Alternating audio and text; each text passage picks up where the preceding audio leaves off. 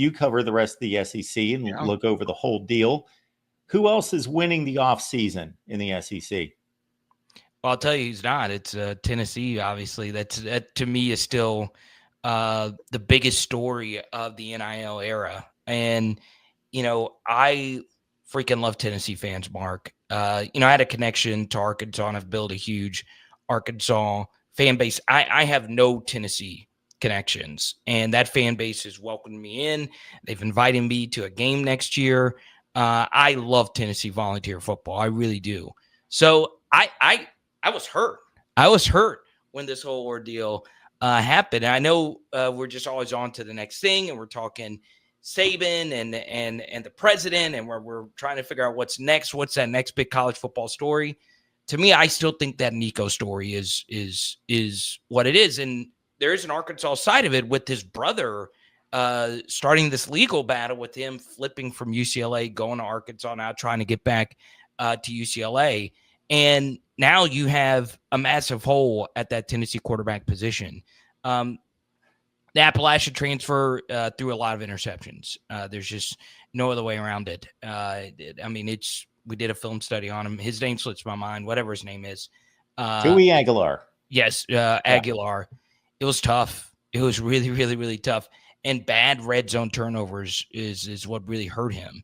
And then behind him, you have George McIntyre, who is a very talented true freshman, who I think in that room right now is the most talented QB on the entire team. So that's what I would do. I would play him over Jake Merklinger at this point. I just don't think Merklinger's that. But I think going into next year, it's going to be the Joey Aguilar show.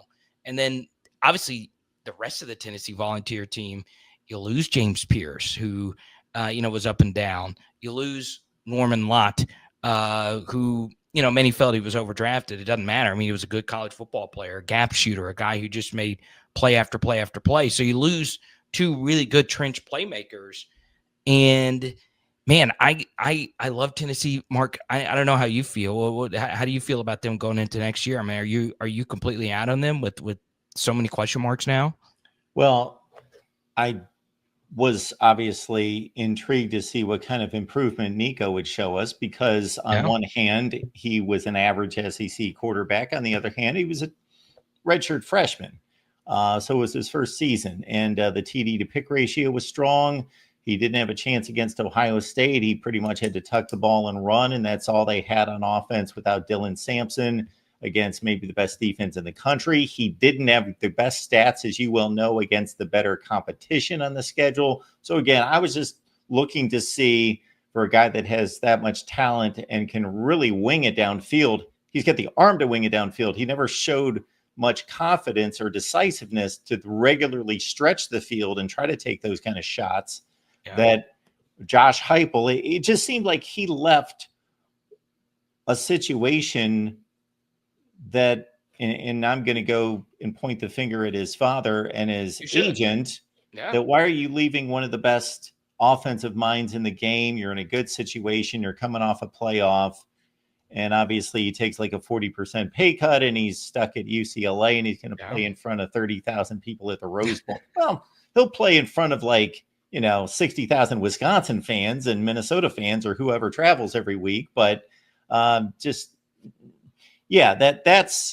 what I wanted to see, was Nico in Josh Heupel's offense under that tutelage for another season, to see if he made that typical year one to year two move.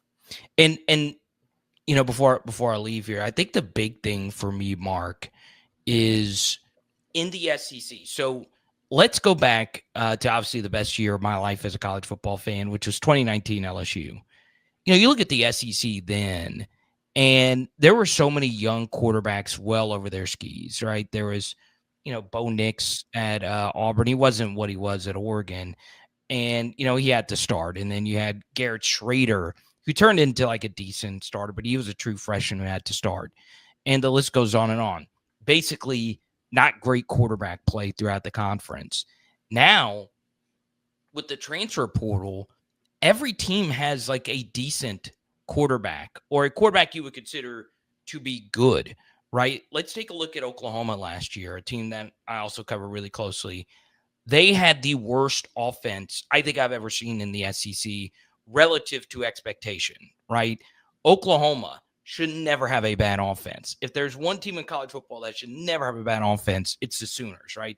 Historically, they, the Heismans, all of it, they should never be what they were last year.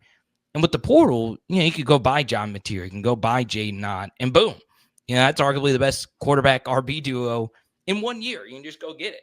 And now everybody's good at QB. I mean, there's really not one that I would say, God, dude, that dude is just not good. Now, there's a lot of flawed QBs. Garrett Nussmeyer's the best QB. He has his flaws. We don't know what Arch Manning is and whatever. But while we're trying to guess who the best quarterback is, whether it's Sellers or Lagway, the big story is week after week after week, you're going up against somebody good. And it used to be in yesteryear, guys like Les Miles, they can get by because they're playing ass at QB for that week.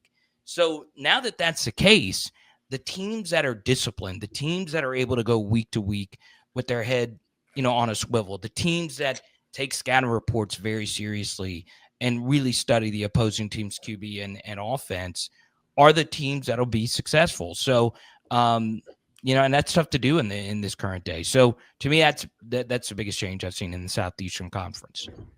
Carter, tell the good folks where to find you and what you got going on. Yeah, Power Hour NFL. If you're an NFL fan, we're doing a lot of Tom Brady breakdowns from his Super Bowls, but we're all about college football here on the Voice of College Football. I do want to shout out two people in the. Can I shout out two people in the chat really quickly, Mark, if that's okay? Yeah. So the first is a super chatter, my guy Jackson. I went on his show, I think, a year ago, and we had the time of our lives.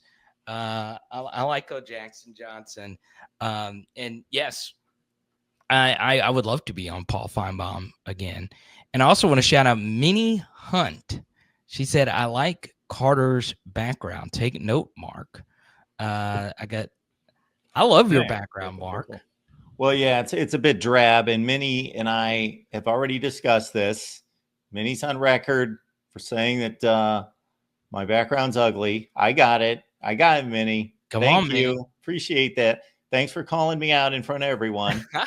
That couldn't have been a private conversation, could it? No. Hey, okay. Look, I wasn't trying to call you up because I was just pushing because I like your backdrop. Well, the purples. Well, the backdrop used to be much nicer, but I got my LEDs back here. Okay, but in the middle of the day, they just don't have much impact.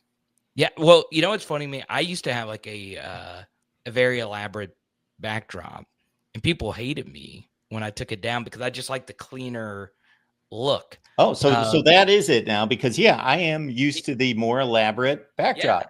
Okay. Yeah, I would have my card collection, all kinds of stuff back here. Yeah. But I'm a wedding DJ, so these are just like my wedding DJ lights back here. So Minnie, if you ever see my live stream on your YouTube algorithm, please join the chat and tell everyone that my backdrop is dope, because I've gotten so much hate of that.